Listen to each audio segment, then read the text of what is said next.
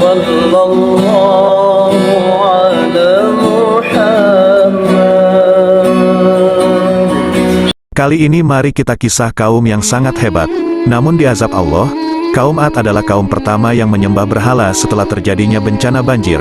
Mereka diciptakan oleh Allah dengan postur, perawakan, dan kekuatan yang lebih besar daripada manusia lain yang hidup pada zaman itu. Seluruh ulama bersepakat bahwa kaum Ad hidup sebelum kaum Samud. Ibnu Katsir dalam kitabnya berjudul Qasas al-Anbiya menjelaskan Allah membinasakan kaum Ad dengan angin topan yang sangat dingin. Sedangkan kaum yang dibinasakan dengan suara yang mengguntur adalah kaum Saleh, bukan kaum Ad, tulis Ibnu Katsir.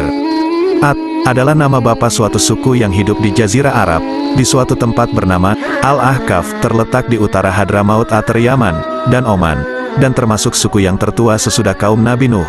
Kaum Ad orang-orangnya terkenal dengan kekuatan jasmani yang sangat luar biasa. Bentuk tubuhnya sangatlah besar dan tinggi, tidak seperti kaum-kaum yang lain, dan mereka dikaruniai oleh Allah tanah yang subur dan makmur dengan sumber-sumber airnya yang mengalir dari segala penjuru, sehingga memudahkan mereka bercocok tanam untuk bahan makanan mereka, dan memperindah tempat tinggal mereka, dan kebun-kebun bunga yang indah-indah. Berkat karunia Tuhan itu mereka hidup menjadi makmur sejahtera, dan bahagia serta dalam waktu yang singkat, mereka berkembang biak, dan menjadi suku yang terbesar di antara suku-suku yang hidup di sekelilingnya. Asal mula kaum Ad adalah orang-orang yang beriman kepada Allah, dikarenakan dengan kesombongannya, yang mempunyai tanah subur dan makmur. Kaum Ad mempunyai segala kelebihan dalam dirinya, yang tidak dipunyai dari kaum-kaum lain. Lama-kelamaan kaum Ad melupakan Allah dan menyembah berhala. Sebagaimana dengan kaum Nabi Nuh, kaum Hud atau suku Ad ini, dalam penghidupan sehari-harinya sudah tidak mengenal Allah, yang Maha Kuasa, pencipta alam semesta. Mereka membuat patung-patung yang diberi nama Samud dan Al-Hatar, dan itu yang disembah sebagai Tuhan mereka, yang menurut kepercayaan mereka, dapat memberi kebahagiaan, kebaikan, dan keuntungan, serta dapat menolak kejahatan dan segala musibah.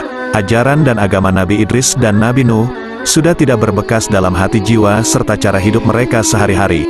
Kenikmatan hidup yang Allah berikan kepada mereka, tidaklah disadarinya, seolah-olah kaum Ad sedang tenggelam keduniawian di dalamnya. Berkat tanah yang subur, dan menghasilkan yang melimpah ruah menurut anggapan mereka adalah kurniaan, dan pemberian kedua berhala mereka yang mereka sembah. Karenanya mereka tidak putus-putus sujud kepada kedua berhala itu, dan mensyukurinya, sambil memohon perlindungannya dari segala bahaya, dan musibah berupa penyakit atau kekeringan. Maka diutuslah kepada mereka Nabi Hud, seorang dari suku mereka sendiri, dari keluarga yang terpandang, dengan kelakuan yang baik, budi pekerti yang luhur dan sangat bijaksana. Dalam pergaulan dengan kawan-kawan, Nabi Hud memulai dakwahnya, dan menarik perhatian kaumnya suku Ad, kepada tanda-tanda wujudnya Allah, yang berupa alam sekeliling mereka, dan bahwa Allah lah yang mencipta mereka semua, dan mengurniakan mereka dengan segala kenikmatan hidup, yang berupa tanah yang subur, air yang mengalir serta tubuh-tumbuhan yang tegak dan kuat. Dialah yang seharusnya mereka sembah, dan bukan patung-patung yang mereka buat sendiri. Mereka sebagai manusia adalah makhluk Tuhan paling mulia, yang tidak sepatutnya merendahkan diri, sujud menyembah batu-batu yang sewaktu dapat mereka hancurkan sendiri, dan memusnahkannya dari pandangan. Diterangkan oleh Nabi Hud, bahwa dia adalah pesuruh Allah, yang diberi tugas untuk membawa mereka ke jalan yang benar, untuk beriman kepada Allah, yang menciptakan mereka, menghidup dan mematikan mereka, dan memberi rezeki kepada mereka. Ia tidak mengharapkan upah dan menuntut balas jasa atas usahanya memimpin, dan menuntut mereka ke jalan yang benar.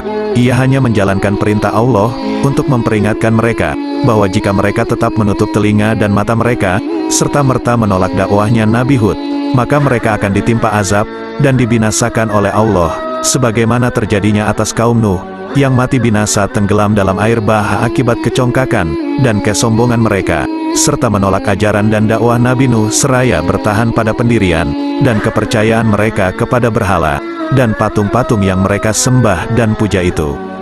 Nabi Hud tiada hentinya menyeru kepada kaum Ad, untuk meninggalkan patung berhala yang mereka sembah, dan beralih menyembah kepada Allah Ta'ala. Bahkan Nabi Hud pun menunjukkan bukti-bukti kekuasaan, dan keesaan Allah Ta'ala kepada kaum Ad, agar mereka dapat memilih ke jalan yang benar. Namun kaum Ad, sama sekali tidak mempercayai Nabi Hud, dan tidak mau meninggalkan sesembahan mereka. Bahkan kaum Ad menuduh Nabi Hud sudah terkena penyakit gila.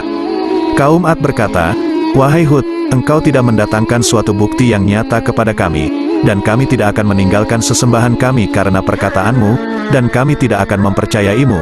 Kami hanya mengatakan bahwa sebagian sesembahan kami telah menimpakan penyakit gila atas dirimu. Hud menjawab, sesungguhnya aku bersaksi kepada Allah, dan saksikanlah bahwa aku berlepas diri dari apa yang kamu persekutukan. Buntut dari perilaku kaum Ad yang tamak dan sombong serta menentang Nabi Hud, maka Allah Ta'ala memberikan peringatan kepada mereka, berupa kekeringan yang panjang. Musibah kekeringan yang menimpa kaum Ad ini sempat membuat mereka resah dan khawatir. Mereka takut pertanian mereka gagal panen, sehingga menyebabkan kelaparan. Celah tersebut yang dimanfaatkan oleh Nabi Hud untuk meyakinkan kaum Ad agar meninggalkan berhala, dan berpaling untuk bertaubat dan menyembah Allah Ta'ala. Namun perkataan Nabi Hud benar-benar tidak dihiraukan sama sekali oleh mereka, sesuai yang tertuang dalam Al-Quran Surat Al-A'raf ayat 70. Mereka berkata, apakah kedatanganmu kepada kami, agar kami hanya menyembah kepada Allah saja, dan meninggalkan apa yang biasa disembah oleh nenek moyang kami? Maka buktikanlah ancamanmu kepada kami. Jika kamu benar. Quran Surat Al-A'raf ayat 70. Akibat dari keras kepalanya kaum Ad yang terus-menerus menentang Nabi Hud, dan menyekutukan Allah Ta'ala, maka selanjutnya Allah menunjukkan kuasanya dengan mendatangkan gumpalan awan hitam nan pekat. Para kaum Ad berseru gembira karena mengira awan tersebut adalah pertanda datangnya hujan, yang akan menyelamatkan ladang dan pertanian mereka dari kekeringan. Namun, di tengah sorak-sorai kaum Ad yang berbahagia atas kedatangan awan tersebut, Nabi Hud memberi peringatan bahwa awan hitam yang datang bukanlah pertanda baik akan turunnya hujan, melainkan pertanda buruk, yang akan datangnya azab dari Allah Ta'ala kepada kaum Ad, karena telah menyekutukan Allah Ta'ala. Tetapi sekali lagi peringatan yang disampaikan oleh Nabi Hud tidak dihiraukan oleh mereka. Kaum Ad tetap tidak mau mempercayai segala perkataan, dan meminta bukti atas peringatan Nabi Hud. Hingga akhirnya, Allah Ta'ala sebagai Sang Kuasa benar-benar menjatuhkan azab kepada kaum Ad, dengan datangnya angin topan secara dahsyat yang amat dingin. Angin topan tersebut langsung merobohkan dan menyapu apa saja yang ada seperti rumah, bangunan, berhala, ladang, hewan ternak, dan berbagai harta benda lainnya milik kaum Ad. Angin topan kencang tersebut akhirnya mampu membinasakan kaum Ad beserta berhala-berhala yang mereka sembah. Saking dahsyatnya, diriwayatkan bahwa angin yang berlangsung selama 8 hari 7 malam tersebut telah menghancurkan segalanya seperti serbuk. Kisah tentang angin topan yang menimpa kaum Ad diceritakan dalam surat Al-Haqqah ayat 6-8. Sedangkan kaum Ad, mereka telah dibinasakan dengan angin topan yang sangat dingin. Allah menimpakan angin itu kepada mereka selama 7 malam 8 hari terus-menerus. Maka kami melihat kaum Ad pada waktu itu mati bergelimpangan, seperti batang-batang pohon kurma yang telah kosong, lapuk. Maka adakah kamu melihat seorang pun yang masih tersisa di antara mereka? Quran Surat Al-Haqqah ayat 6-8. Lalu ketika terjadi bencana angin topan dahsyat yang menimpa kaum Ad, apakah yang terjadi kepada Nabi Hud alaihi salam dan para pengikutnya? Tentu saja mereka diselamatkan oleh Allah Ta'ala. Nabi Hud dan para pengikutnya tetap berdiam di rumah, tanpa merasakan sedikit pun bahaya dari angin topan tersebut. Setelah kejadian yang menimpa kaum Ad, akhirnya Nabi Hud dan para pengikutnya berpindah ke daerah Hadramaut untuk menetap di sana hingga beliau menghembuskan nafas terakhirnya.